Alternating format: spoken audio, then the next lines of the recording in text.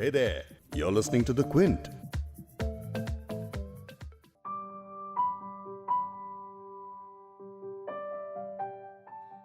हमें एक आज़ाद मुल्क में रहते हुए 70 साल से ज्यादा हो गए हैं, जहां पहले औरतों की इज्जत को उनके घूंघट या पर्दे से नापा जाता था, वहीं वही घूंघट और पर्दे अब भी दिखे जाते हैं।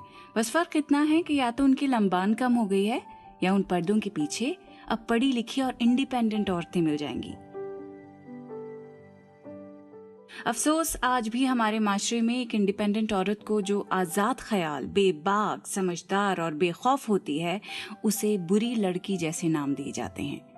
लेकिन अगर औरत के सेक्सुअल डिजायर्स की बात हो तो बुरी लड़की का तमगा उसके साथ परछाई की तरह पीछे पीछे चलता है। समाज की वो हकीकत जिसके बारे में लोग बात करने से ज्यादा फुसफुसाना या उस पर पर्दा ढकना पसंद करते हैं, उसके बारे में खुले या यूं कहें नंगे अल्फाज में सबके सामने लाने वाली उर्दू फिक्शन की ओरिजिनल बुरी लड़की इस्मत चुगताई को आज हम याद कर रहे हैं।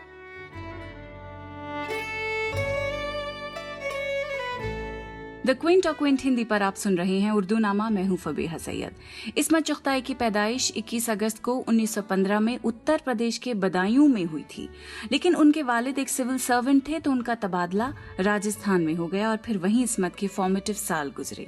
खैर, घर में बड़े भाई की एक तरह से ट्यूटलेज में रही और फिर अलीगढ़ से उन्होंने पढ़ाई की और 1930s में प्रोग्रेसिव राइटर्स एसोसिएशन का हिस्सा बन गई और सादत हसन मंटो भी इसी ग्रुप का हिस्सा थे और दोनों के बीच गहरी दोस्ती थी। दोनों को खूब क्रिटिसिज्म भी मिलता था। इस्मत चुगताई और मंटो की कहानियों पर तो लीगल केस भी चला, वो इसलिए क्योंकि एतराज करने वालों को उनकी कहानियां फहश यानी कि अश्लील लगती थी। लेस्बियनिज्म और होमो इरोटिक सब्जेक्ट के लिए इस्मत की कहानी लिहाफ पर और मंटो को उनकी कहानी बू के लिए अरेस्ट किया गया। लिहाफ के बारे में आगे और बताऊंगी, बल्कि इस कंट्रोवर्शियल कहानी का एक छोटा सा हिस्सा भी आज आपके लिए मैं पढ़ूंगी, लेकिन पहले इस्मत को बतौर राइटर समझना बड़ा जरूरी है।